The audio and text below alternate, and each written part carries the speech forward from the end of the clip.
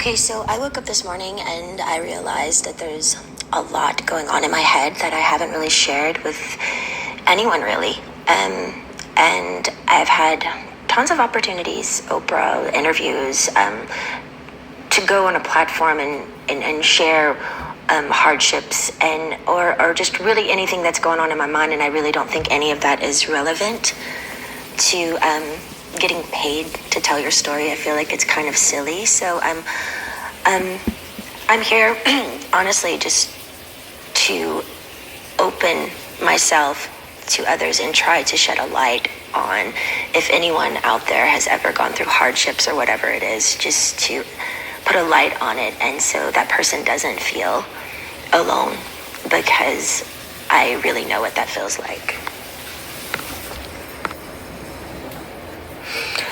I haven't honestly shared this openly too as well, because I've always been scared of the judgment and definitely the embarrassment of the whole thing, period, and the skepticism and the cynical people of what and their opinions of what people would actually think. I do think I'm in a place now where I'm a little bit more confident that I can be willing to share openly my thoughts and what I've been through, because I haven't really had that outlet to share completely openly for so long, just scared of judgments, thoughts of other people and what they think or what they may say.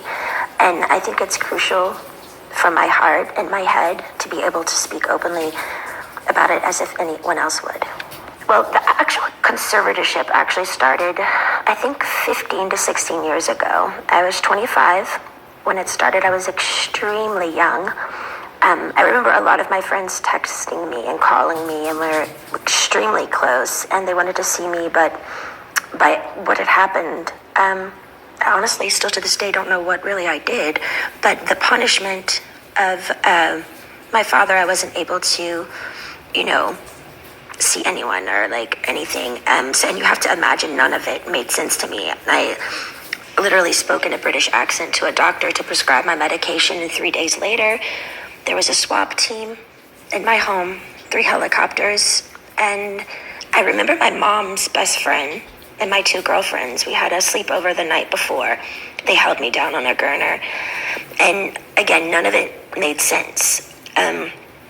Literally, the extent of my madness was playing chess with, when it was playing chase with paparazzi, which is still to this day one of the most fun things I ever did about being famous. So I don't know what was so harmful about that.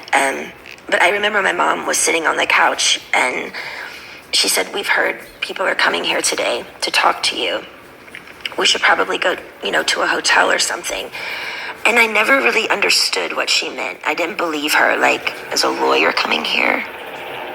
Who is coming here? Then 4 hours later, there were over 200 paparazzi outside my house videotaping me through a window of an ambulance, holding me down on a gurner. I know now it was all premeditated. A woman introduced the idea to my dad, and my mom actually helped him follow through and made it all happen. It was all basically set up. There was no drugs in my system, no alcohol, nothing. It was pure abuse. And I haven't even really shared even half of it. I think the main thing I do remember when I started was my dad's control. He loved to control everything I did. I remember the first day he said, "I'm Britney Spears and I'm calling the shots." And I'm like, alrighty then.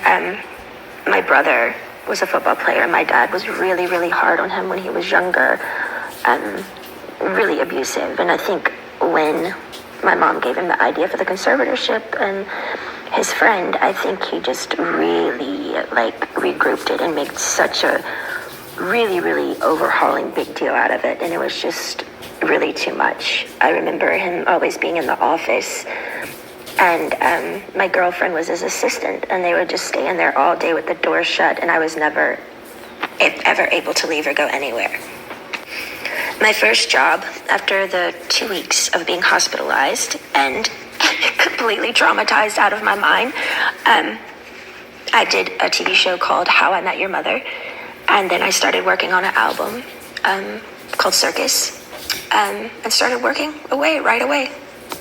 All I do remember is I had to do what I was told.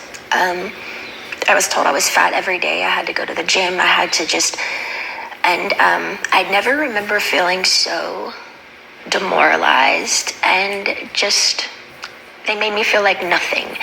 And I went along with it because I was scared. I was scared and fearful. I didn't even really do anything. And I had like a swap team and how, like none of it made sense to me. So since that day, I did probably 4.5 tours. I did an album circus, Femme Fatale, Britney Jean, and Glory. And then I started doing a Vegas show in Las Vegas. And I did that for 4.5 years. I do remember working, and I got to a point where, you know, because my pride in my 30s, I have to live under my father's rules. And, you know, the dancers are playing and drinking and having fun at nights in Vegas, and I couldn't do anything. And I remember just being like, my performances, I know, were horrible. Like, I even wore wigs, and all the dancers were doing all these nice, sexy head flip turns, and I had conditioner treatment in my hair and like these little caps over my head, and just during a whole show getting conditioner treatments just with wigs on because I was just like a robot. Honestly, I didn't give a fuck anymore because I couldn't go where I wanted to go. I couldn't have the nannies that I wanted to have. I couldn't have cash. And it was just demoralizing. So I was kind of like in this conspiracy thing of people claiming and like treating me like a superstar, but yet they treated me like nothing. Well, for some reason, I started to get a spark back. I remember recording Glory, and for some reason, I think producing and making music, and I went to this little Spanish house, and I got the fire back in my eyes for some reason, and it was at the end of recording Glory, and my son named it, and things started kind of taking a turn because I started getting more confidence just for myself. And I think with confidence, people kind of like, oh, wait, what's going on now? Like, she's speaking up a little bit more, but it might not be particularly a good thing if I'd been quiet for 15 years. I think with confidence comes enlightenment, which makes you think better. And that's the last thing they wanted me to do, was to actually be better, because then who would be in control then? But it was really tricky because I had to just play this role that everything was okay all the time, and I had to go along with it because I knew they could hurt me. So I'm sitting here like my friends all drinking alcohol and having fun in these parties and had no cash. I literally felt like a nun.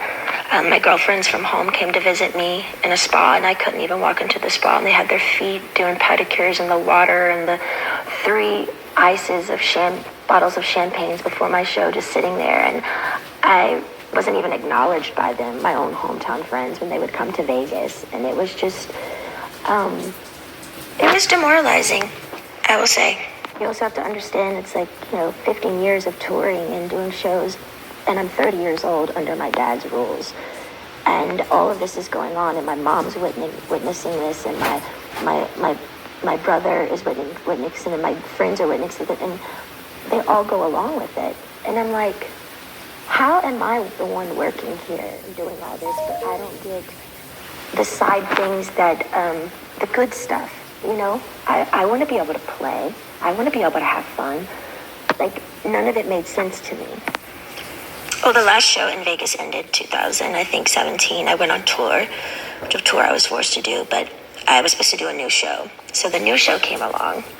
I rehearsed, I think, maybe 4 days ago. I don't really remember, but I went to one of the rehearsals, and I said no to a dance move. I was like, no, can we do that? I don't want to do this. And then I just remember everything got really weird and quiet, and all the directors and producers went in the back room and just spoke. And that was it. And I was like, well, I don't know what's going on. So we all just kind of like, what happened? And then the next day, I was told that I had to be sent away to a facility, and that I was supposed to say on my Instagram the reason why is because my dad is sick and I need treatment, which was, I I didn't want to ever go there. I remember my dad calling me on the phone and I was crying. And I was like, why are you guys doing this? Like, what? And I just remember him saying, it's not you have to listen to the doctors. The doctors are going to tell you what to do. I can't help you now. And I remember his last words were, now, you don't have to go, but if you don't go, we're going to go to court and there'll be a big trial and you're going to lose. I have way more people on my side than you. You don't even have a lawyer, so don't even think about it. So I did it. I went to the place. I was scared out of my mind. And none of it, again, made any sense of what they were doing to me. And again, I haven't wanted to share this because it's unbelievably offensive, sad, abusive. And honestly, would anybody believe me? I remember the main thing of when I was in that place that my heart felt like it was frozen, like it was stuck inside. I wanted to scream and I wanted to get out. And I think by a needle and thread, it was the breathing peacefully inward that I missed the most. I felt like I was in a state of shock, almost like when an old person feels helpless and they're literally going through some sort of shock treatment and they can't relax their body because they don't have the answers of why they can't have their own keys to their car and put it in the ignition and walk outside, and their own security guards at every door saying they can't go, sitting down, drawing 6 galls of blood every week, weak as hell, and then calling, and my family is in Destin at my beach house. It didn't make sense.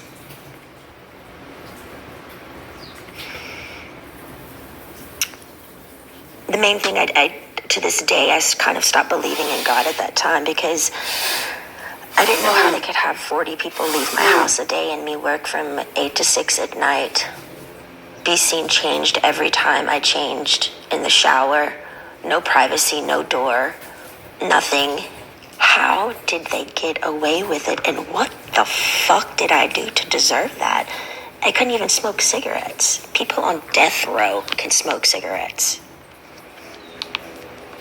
I missed my AA meetings, although I was kind of forced to go to AA, and I'm not even an alcoholic. I actually enjoyed it because I thought the people were brilliant. They shared their stories just to share their story, and in a circle of women and men who just are trying to be better people and trying to touch other people. I missed my AA meetings. I couldn't go in. I couldn't have the keys to my car, no cash, no cigarettes, no door for privacy. It changed me, watched me change naked every day. I did work 7 days a week. No weekends were off. They monitored what I ate. From 8 to 6 I work. Sometimes at 9 o'clock I'd be able to watch a movie. Finally, the owner of the whole facility that I was always texting to try to be able to go somewhere, just get out of the house, that place somehow, he had to let me go because the Free Britney campaign came out.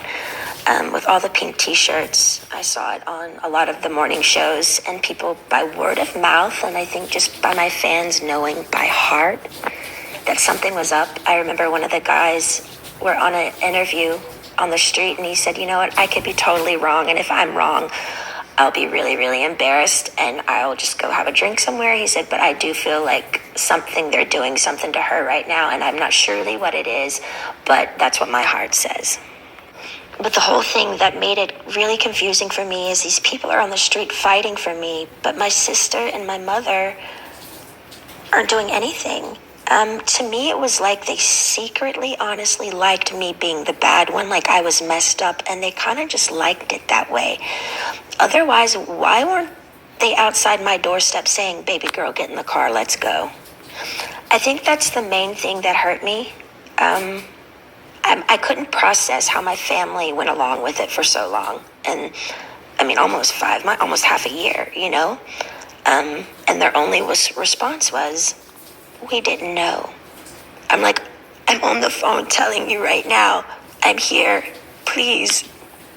Eventually, by the grace of God and praying on my knees, I left the place. But I was still scared. I was really, really scared. And from then on, I had support. I needed a lot of support. And I found two really, really great people that would come to my house weekly and just help me with my mind, because I didn't understand all the therapy that I had to do there. But why have therapy when it's forced and in like a militant, almost prison-like way that like is where you're not even all there? None of it made sense. Well, I think my strength grew because I didn't reach out to my dad anymore. They were playing the game of ball and twist of, she's going to come running back to us because, we've scared her and we're the bosses here. But I didn't. I just stalled. And I stalled and I stalled and I stalled. And finally, I think they just knew I wasn't going back. And I finally got a lawyer. A wonderful friend finally got me a lawyer. And he really helped me through it. To me, the thing was, I think the trauma of all of it and just the whole thing together and going down to how much effort and work and heart I put in to what I did when I did work, even down to the details of how many rhinestones are going to be in my costume. And I cared so much. And they literally killed me. They threw me away. That's what I felt like my family threw me away. I was performing for like thousands of people at night in Vegas, the rush of being a performer, the laughter, the joy, the respect. I was shaking over 40 people's hands every night before a show, training weekly, 3 training sessions a week, AA meetings, therapy sessions. My dad literally, I was a machine. I was a fucking machine. Not even human. Almost. It was insane how hard I worked. And the one time I speak up and say no in rehearsals to a fucking dance move, they got pissed. I feel like the scare tactic and how badly they treated me in the end, I think they thought I was going to come begging back to work again because they thought, I needed them. Because they put me in an ignorant, scared state of mind to make me feel like I needed them. And if you don't do what we say, we're going to show you who's boss. I didn't play their game anymore. I got on my knees every day and I prayed. I held on like a needle and thread to some sort of existence because they had made me feel like nothing for so long. I knew in the deepest part of my core, I knew I'd done nothing wrong and I didn't deserve the way I'd been treated. I do think the hardest thing for me was I wanted to use my feet and leave and run or go somewhere. I had to be placed in a chair from like 8 to 6 every day. I couldn't take it. I talked to rabbis, I've talked to grown men about it, and they're like, we don't see how you did it. Honestly, I don't either. And through that, I remember saying, I don't believe in God anymore. I honestly deserve an award for acting like I was okay every day. I thought they were trying to fucking kill me. I remember one time I was backstage and I needed my inhaler. And I opened up to my assistant because I had my phone with me, which I'm not supposed to have my phone underneath the stage. But I said to her, you know what I'm doing. I was talking to a guy and he wanted to just leave the country with me. We had it all set up to just leave. And it was a secret relationship. And I said, my biggest fear was, what would my dad do if I did do something wrong? What if I left the country? And what if they found me? And what would they do? And I said, I feel like they would lock me up or something or really hurt me. And she looked at me and she said, are you kidding me, Brittany? Your dad would never do that to you. And I didn't even do anything wrong, and he still did it. I'm honestly more angry at my mom because I heard when reporters would call her at the time and ask questions of what was going on, she would go innocently hide in the house and she wouldn't speak up. It was always like, I don't know what to say. I just don't want to say the wrong thing. We're praying for her. I feel like she could have gotten me a lawyer in literally 2 seconds. My friend helped me get one in the end, but every time I made contact with a firm, my phone was tapped, and they would take my phone away from me. And again, I get nothing out of sharing all of this. I have offers to do interviews with Oprah and so many people, lots of money, but it's insane. I don't want any of it. For me, it's beyond a sit-down, proper interview. I had no contact in that place for so long, and my heart would just want to stand up in my family's faces and scream and cry and throw a tantrum and go back in time and do exactly what I wanted to do at those times. Yeah, and might even spit in their fucking faces. Why? Because the pain my family gave me, sitting me there all day and not being able to use my feet, as they watch their grandchildren run bases to base in a family neighborhood, as if I'm dead or I don't exist, honestly makes me look up and say, how the fuck did they get away with it? How is there a God? Is there a God? Giving 8 galls of blood weekly, not being able to stand up. I was so weak. And my family's at my beach house. I was scared, broken. I'm sharing this because I want people to know I'm only human. I do feel victimized after these experiences, and how can I mend this if I don't talk about it? I have an amazing song right now with one of the most brilliant men of our time, and I'm so grateful.